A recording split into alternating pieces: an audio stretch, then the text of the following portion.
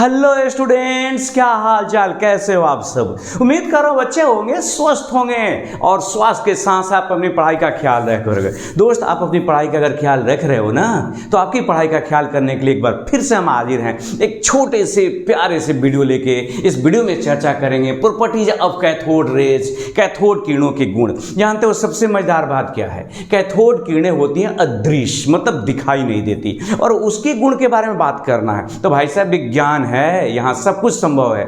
ऐसे मान लो कैथोड किरणों के गुणों के बारे में कहना माने कहीं पर एक भूत है। भूत समझते हो? घबराना नहीं है, मैं कह रहा हूँ, यकीन मत करना। और किसी ने पूछा कि बता जो वहाँ भूत है वो कैसा है, लंबा है, नाटा है, गोरा है, काला है, वो स्त्री है, पुरुष है?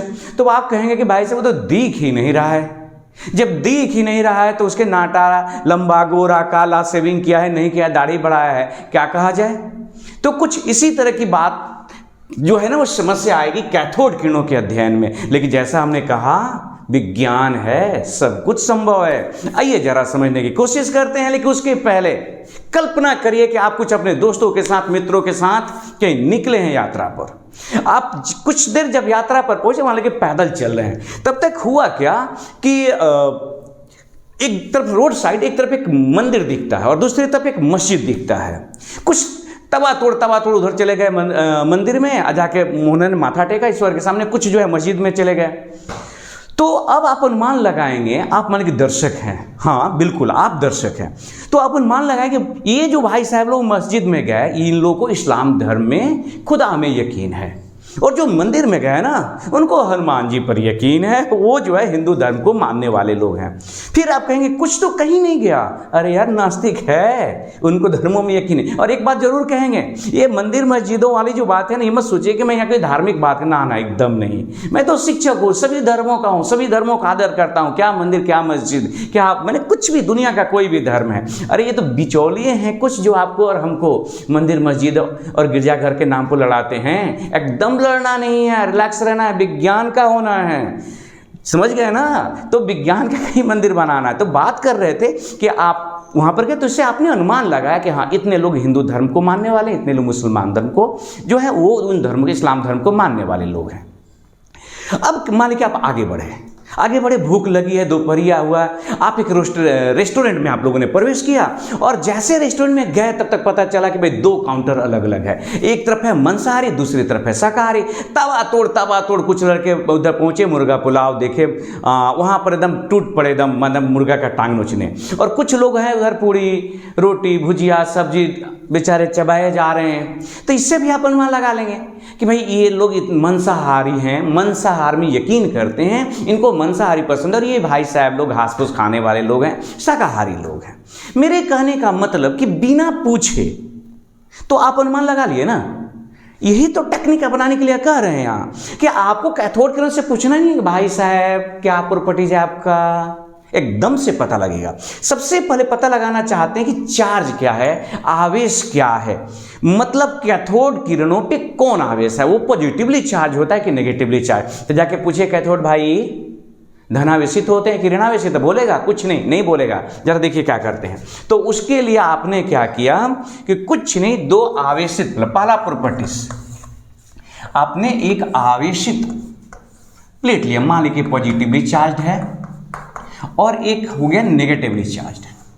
अब क्या हुआ कि इन दोनों के बीच से आपने गुजार दिया यहां से कैथोड रे, कि जा बेटा जा, जरा घूम के आ उधर से। जब कैथोड किरण यहां से गुजरता है इस दोनों के बीच से, तो देखते हैं कि वो मुड़ जाता है धनावेशित प्लेट की ओर। हो गया सिंपल। अब अगर ये कैथोड रेज है, कैथोड रेज, तो दुनिया का हर व्यक्ति कहेगा भाई कि धन आवेश की तरफ मुड़ा, इसका सिंपल सा मतलब है कि वो नेगेटिवली चार्ज्ड है। अरे भाई तभी तो धन की तरफ आकर्षित हुआ, पॉजिटिव निगेटिव को खींचता है ना। तो ये तो खींच लिया, जा रहा था कैथोड बेचारा, जा रहा था तो पॉजिटिव खींच लिया अपनी तरफ। खींच लेने का क्या मतलब कि इस पे जरूर कौन सा चार्ज होगा, नेगेटिव चार्ज होगा। तो आप लिख सकते हैं cathode rays are negatively charged. Cathode किरणें क्या होती हैं, ऋणावेशित होती हैं। आप हिंदी में लिखना तो लिखेंगे कैथोड किरणें ऋणावेशित होती हैं, अंग्रेजी में लिखेंगे कैथोड रेज आर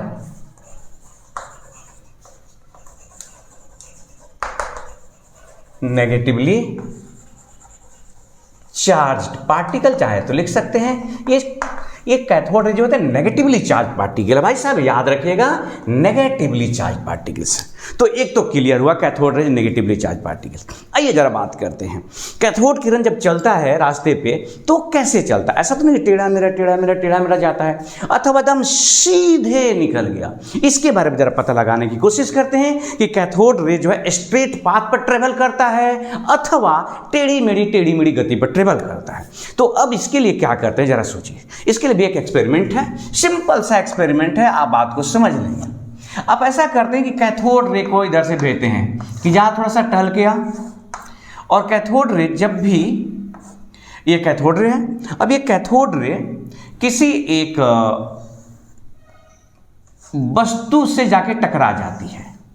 एक वस्तु है, तो कैथोड रे जैसे इस वस्तु से टकराती है, एक वस्तु है, तो पता चलता है कि इस वस्तु का पीछे छाया बन जाता है, शैडो बन जाता है। अब इस वस्तु का छाया बन गया, ये हो गया छाया।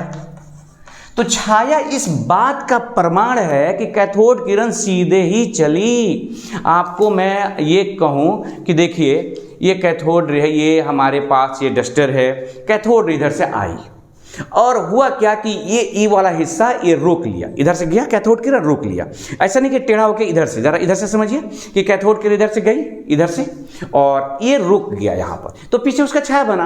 अगर वो टेढ़ी मेढ़ी गति चलती तो यहाँ से आती, ऐसे होकर ऐसे निकल जाते, छाया नहीं बनता, ऐसे आती फिर इधर से होकर निकल जाती, इधर से आकर इधर से निकल जाती, छाया नहीं बनता।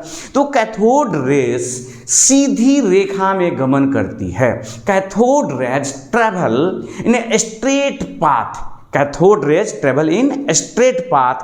कैथोड किरण सीधी रेखा में गमन करती है। कैथोड किरणें सीधी रेखा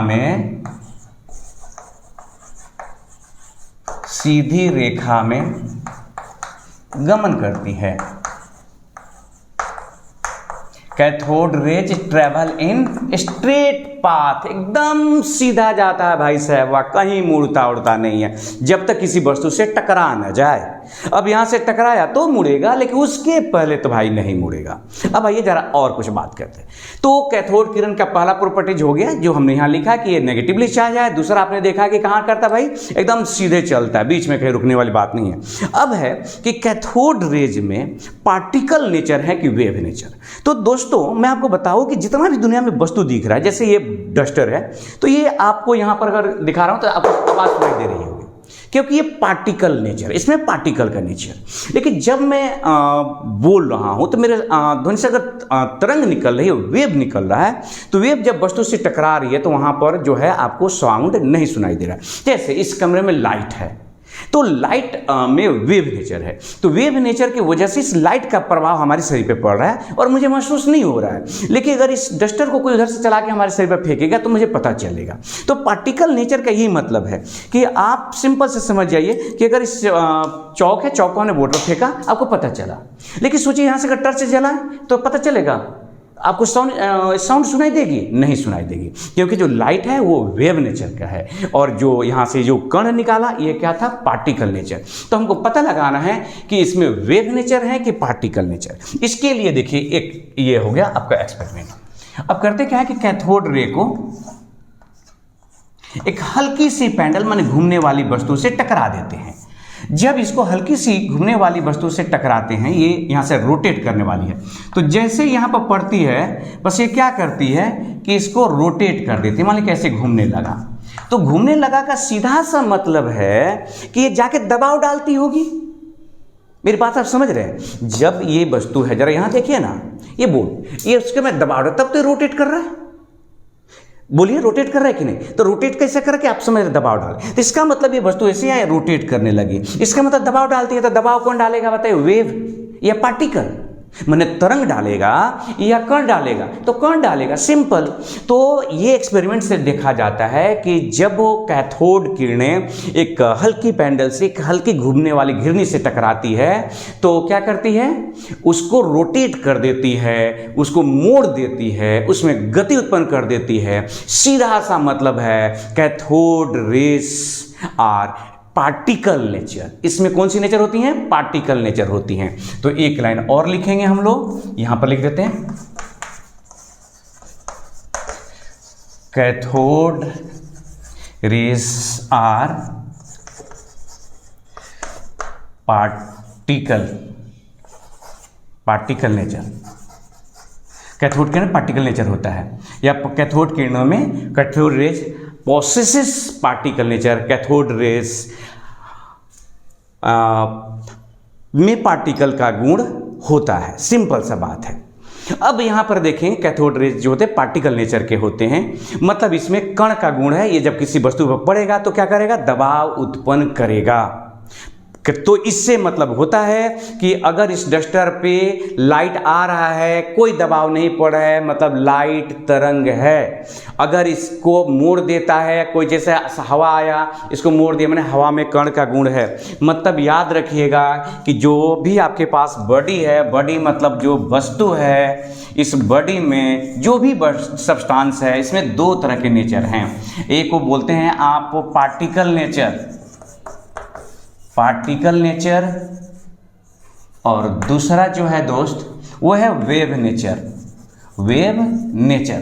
हम लोग आगे बात करेंगे कि हर वस्तु में पार्टिकल और वेव नेचर दोनों होता है, लेकिन फिलहाल अगर बात करें कैथोड किरणों की बेसिक कुछ बातें जान रहे हैं तो दोस्त मुझे यकीन है कि तीनों पॉइंट्स आपको समझ में आया होगा। कैथोड रेज या नेगेटिवली चार्ज कैसे पता चला, ये पता चला। कैथोड किरणें सीधी रेखा में गमन करती है, ये आपको कैसे दिखाया। फिर कैथोड किरणों में पार्टिकल्स के नेचर होते हैं, कण का गुण पाया जाता है, कैसे पाया जाता है, तो ये भी आपको वीडियो से क्लियर है। मुझे यकीन है कि आपको बातें समझ में आई होगी। फिर इसके और गुणों के लिए और जानकारी के लिए एक अगले वीडियो में भेंट होगी। तब तक अपना ख्याल रखिए, हंसते रहिए, मुस्कुराते रहिए, और हाँ, अपनी पढ़ाई का जरूर ख्याल रखिएगा। धन्यवाद।